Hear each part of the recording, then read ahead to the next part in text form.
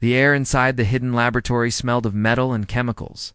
Bright lights hummed softly, casting pale blue glows over rows of strange machines. Dr. Kalen moved carefully between the devices, eyes sharp and curious, unlike the others. In the Dominion, Kalen was a scientist who cared not for war or power, but for truth. Jackson Reeves sat strapped to a cold metal table, his golden wound glowing faintly under the bright lights. He had been brought here secretly, away from the prying eyes of the palace guards and the scheming lords. Dr. Kalen bent closer to Jackson's side. Studying the glowing wound, "Your blood is like nothing I have ever seen," she said quietly. "It is not just alive. It contains a code, a secret locked deep inside your DNA." Jackson tried to pull free, but Kalen shook her head. "Don't be afraid. I am not your enemy." Jackson's eyes met hers. "What are you saying? Who am I?" The scientist's voice was serious. "You are what the galaxy has forgotten, the last Emberborn. Long ago, during the wars between humans and the Dominion, the Emberborn were an elite group of humans enhanced with special abilities. Their blood was said to burn with power, their wounds glowing with energy that healed quickly and gave strength beyond any normal being. But after centuries of fighting, the Emberborn disappeared. The Dominion claimed to have wiped them out completely, yet here Jackson was, with the signs of that ancient power inside him. Lund pulled up holographic images on a floating screen, pictures of ancient battles, glowing warriors and human heroes with blazing wounds like Jackson's. "You carry the genes of the Emberborn," she explained. "But something is different. Your powers are not fully awakened. You are the key to a new beginning." Jackson's mind swirled with questions. "Why me?" he asked. "I grew up on a poor moon. I'm no warrior." Kalen shook her head. "Power chooses its own vessels. You may not understand now, but soon you will." Days passed. Kalen worked with Jackson in secret, teaching him to control the strange heat in his blood. At first, it felt like fire burning beneath his skin, painful and wild. But slowly, Jackson learned to focus the energy. When he touched his wound, the glow could flare bright, burning through steel or healing deep cuts in seconds. One night, Jackson stood before a mirror in the lab. His reflection showed a man still unsure, but his eyes held a new fire, a fire that no longer feared the darkness.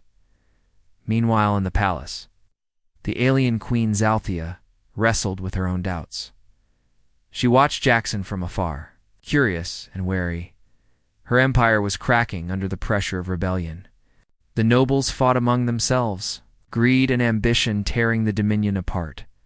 She knew the power Jackson carried could save or destroy them all. But there was one person who wanted him to General Kavor. Kavor was ruthless, a brutal warlord who saw the Emberborn as a threat to his rule.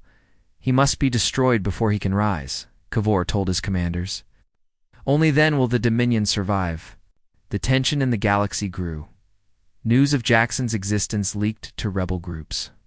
Scattered across the Dominion, some saw him as a symbol, a sign that humans were not forgotten. Others saw an opportunity to use his power to topple the Dominions. Jackson found himself at the center of a growing storm. One evening, Kalen and Jackson met in the hidden lab. "There is more you need to know," Kalen said, her voice low. She revealed ancient records stored deep within the Dominions. "Archives. Your ancestors created a weapon not of death, but of hope," she said. "The Emberborn were meant to protect life, to bring balance."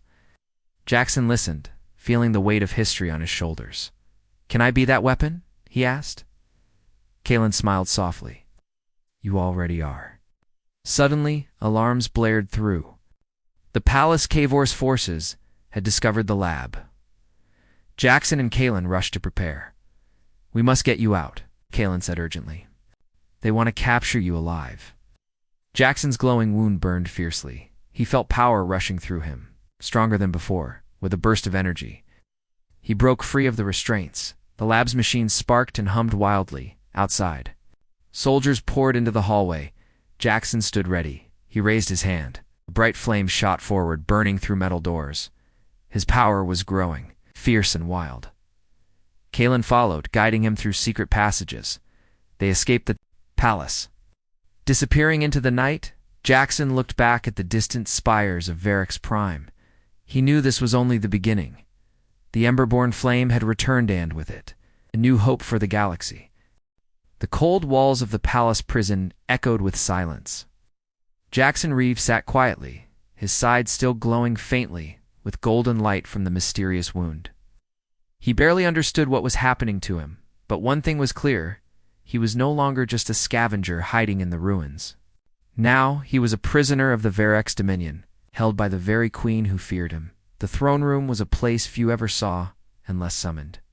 It was vast, with high ceilings that stretched into darkness and towering pillars carved from black stone.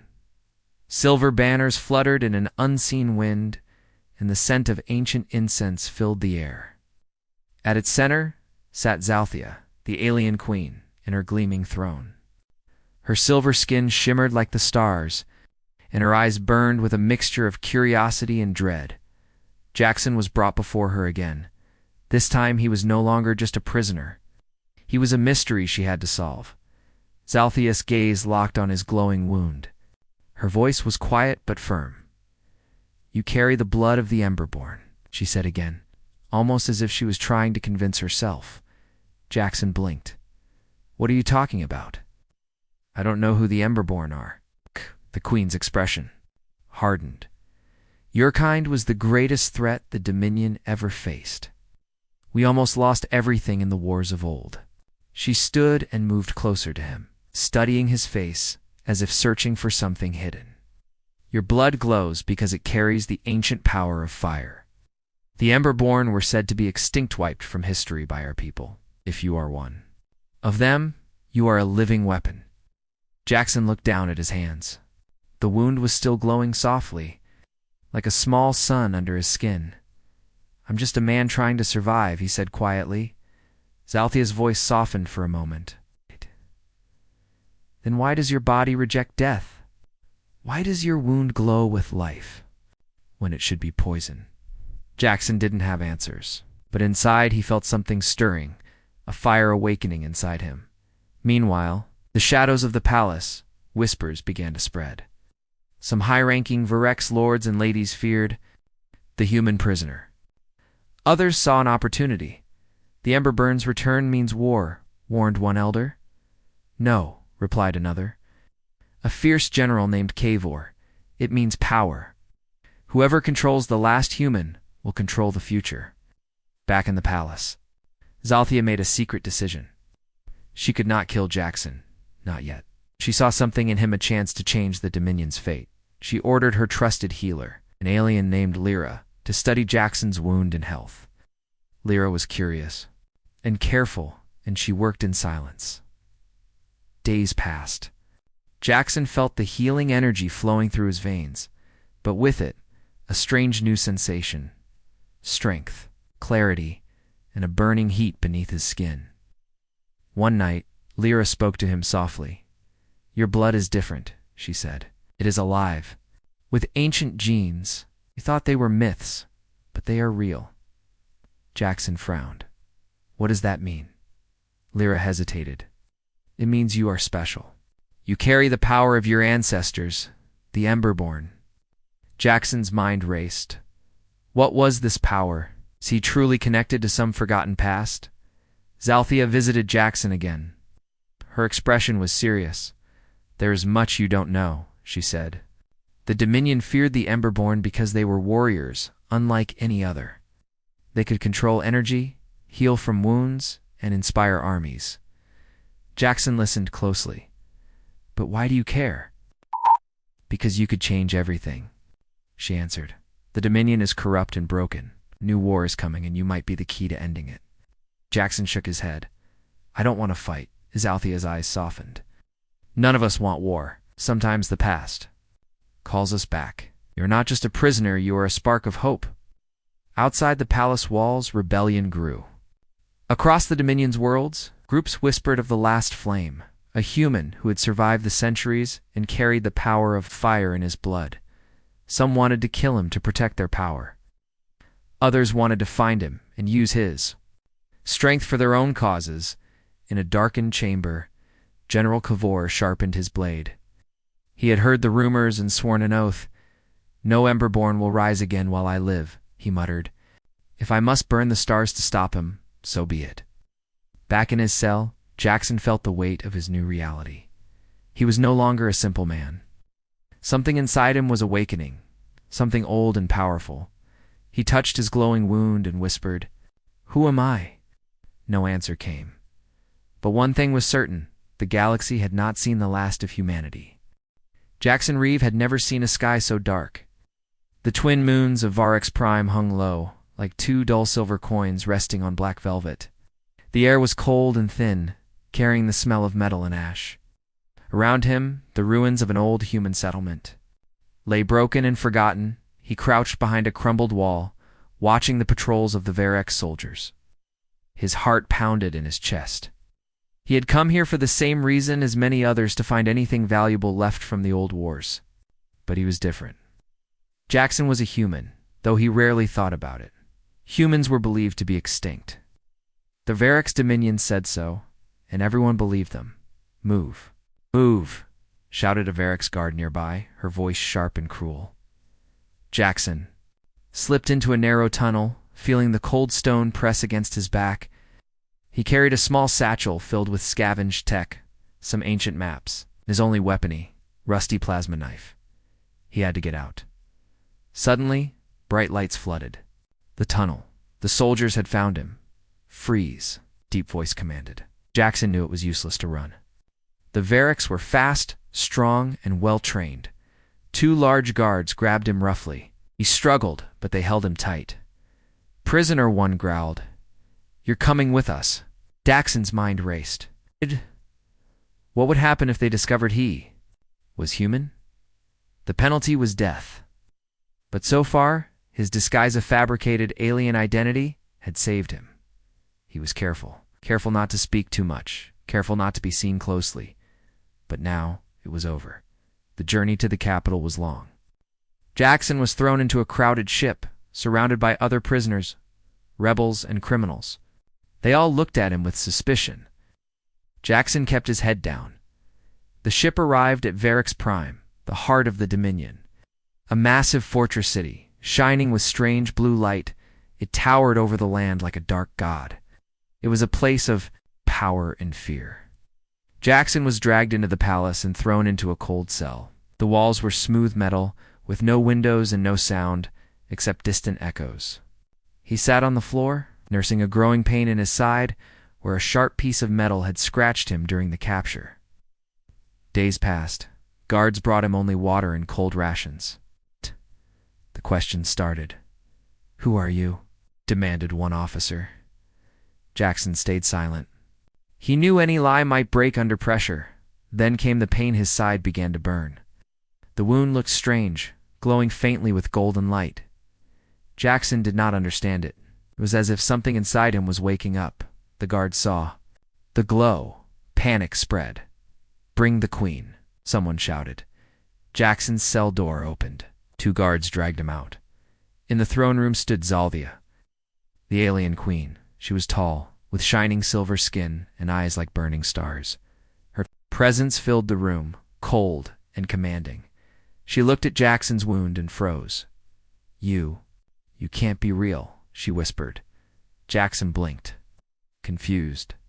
The queen knelt before him, her face a mask of shock and fear. "Show me your hands," she said softly. Jackson obeyed. The glowing light seemed to pulse with his heartbeat. Zalthia whispered words in an ancient tongue, then looked up. "You carry the blood of the Emberborn," she said.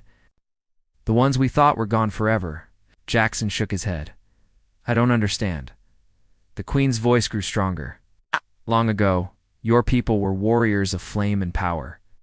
You fought us and almost destroyed the Dominion. We wiped your kind from the stars. Or so we thought." Jackson looked down at his glowing wound, feeling a strange heat and energy. The guards around them whispered nervously. "Why do you keep him alive?" one asked. Zalthia's eyes burned with a strange light. "Because he is the key," she said. "The last spark of a flame that should have died." Jackson was taken to a private chamber in the palace. There Azalthea ordered her healers to tend his wound carefully.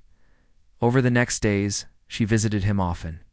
She asked questions about his past, about humanity, and about the legends. Jackson told her what little he knew. He was born on a distant moon, raised by scavengers. He had no idea about Emberborn or ancient wars, but inside he felt something awakening, a power he could not explain. One night he woke to find Zalthea sitting quietly by his bed. "Do you fear me?" she asked Jackson. Shook his head. "I don't even know who I am." The queen smiled sadly. "Neither do I. But together we may find the truth." Outside the palace, whispers spread through the dominion. Rumors of a living human, glowing with golden light, began to stir hope and fear alike. Some saw him as a threat, others saw him as a symbol. Jackson did not know what the future held. But one thing was clear: his life was no longer his own. The war for the galaxy had only just begun. The cold wind cut through the ruined city of Varix Prime as Jackson Reeves stood on a high ledge. Overlooking the burning horizon, fires lit the night like distant stars fallen to the ground. The rebellion was no longer just whispers or small fights, had become a full-scale war. Jackson felt the strange heat of the Emberborn blood pulsing inside him.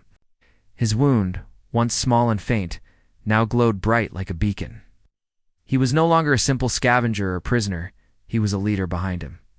A group of rebels gathered quietly. Humans, aliens, and even rogue Varric soldiers who had turned against the Dominion. They looked at Jackson with hope and fear, waiting for a plan.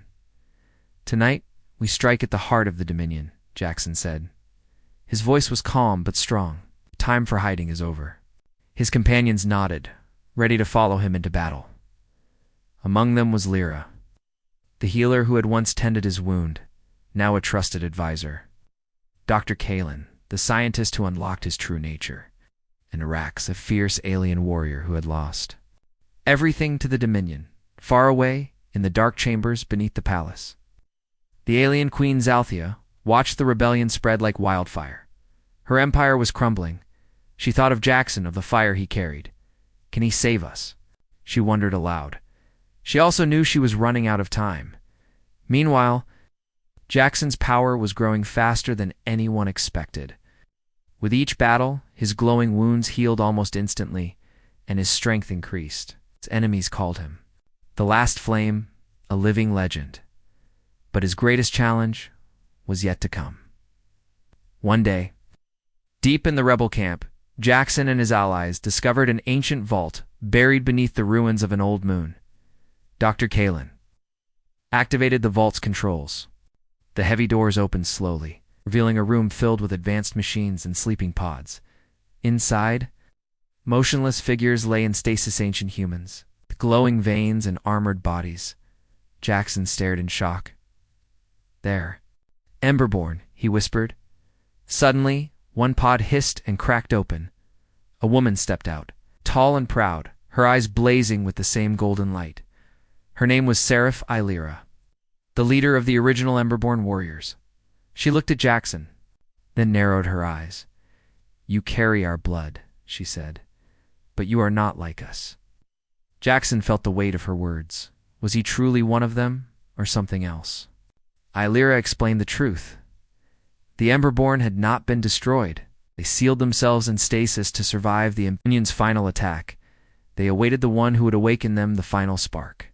And now Illyra doubted if Jackson was that spark. "You are weaker than us," she said coldly. "You carry only a fraction of our power." Jackson's heart burned with anger and confusion. "Then what am I?" he asked. "You are the future," Illyra said quietly. "But the past and future must find balance, or all will be lost." The rebellion grew stronger with the Emberborn's return, but so did the Dominion's fury. General Kavor unleashed a secret weapon, a massive warship, capable of destroying entire planets. His target, the rebel stronghold, Jackson and Illyra, stood together, watching the stars darken as the ship approached. "We must defend the rebellion," Jackson said. Illyra nodded, her fire burning bright. This war will never end until one side is gone, she said. Jackson clenched his fists. No, he said firmly. This time, it will end with peace. The battle was fierce. Explosions rocked the sky, and beams of energy lit the darkness. Jackson fought with the power of the Emberborn, his wounds glowing brighter with each strike. Elira led the ancient warriors, fierce and unstoppable. But the warship's weapon fired, a devastating blast that destroyed a nearby rebel planet. The loss shocked the rebels. Jackson felt the pain of every life lost in that moment. He made a choice. He would no longer fight. Only for survival, he would fight to unite the galaxy. The sky burned red with the fires of battle. The great warship, Kavor's weapon, loomed over the rebels' stronghold like a dark storm ready to crush everything beneath it. Explosions shook the ground, and the cries of battle filled the air. Jackson. Reeves stood at the center of the chaos, his golden wound blazing with power. Around him, rebels fought desperately, but the enemy was strong. The warship's massive cannons fired wave after wave of destruction. Jackson. Lyra shouted, running through the smoke and debris. We can't hold much longer. Jackson's eyes burned with fierce determination. We fight. For every life lost, we fight harder. The power inside him surged like a raging fire. He raised. His hands and golden flames erupted, cutting through enemy forces like a sword of light. At the front line, General Kavor watched with cold eyes. His armor was scarred from countless battles, and his face was a mask of hatred.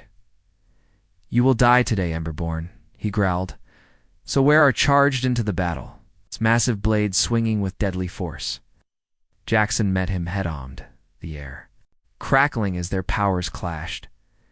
The duel was fierce and brutal. Jackson's wounds glowed brighter as Kavor's strikes grew more powerful. But Jackson fought not just with strength but with hope, the hope of a new future. With a sudden burst, Jackson channeled all his power into a fiery blast that knocked Kavor back. Meanwhile, on the palace balcony, Zalthia watched the battle unfold. Her empire was falling apart, but in Jackson, she saw a chance for peace. She made a decision, with a heavy heart. She ordered her guards to attack the War Council, the corrupt leaders who had pushed the Dominion into endless war. Back on the battlefield, its four recovered and charged again, but Jackson was ready. The glowing flames around Jackson became a shield, protecting his allies and burning away the enemy. With a final strike, Jackson's fire engulfed Kavor, ending the warlord's reign of terror. The warship's cannons went silent. Rebellion had won. Jackson stood victorious, but weary. Rebels cheered, but Jackson looked to the stars. War is not over, he said softly. This is just the beginning. Zalthia approached him, her silver eyes full of respect. You have changed everything, she said. The Dominion will never be the same, Jackson nodded. I don't want to lead, he said, but I will protect the galaxy. In the days that followed, Jackson helped build a new counselor, Union of Species. Working together for peace, he taught others to unlock their own strength and to believe in something greater than war. One quiet evening, Jackson stood alone on a cliff, watching the sun rise over the new world. His wounds still glowed softly, a reminder of the fire within. He whispered to himself, We're not myths. We're just the beginning. The last flame had returned, and with it, a new hope. For all life in the galaxy,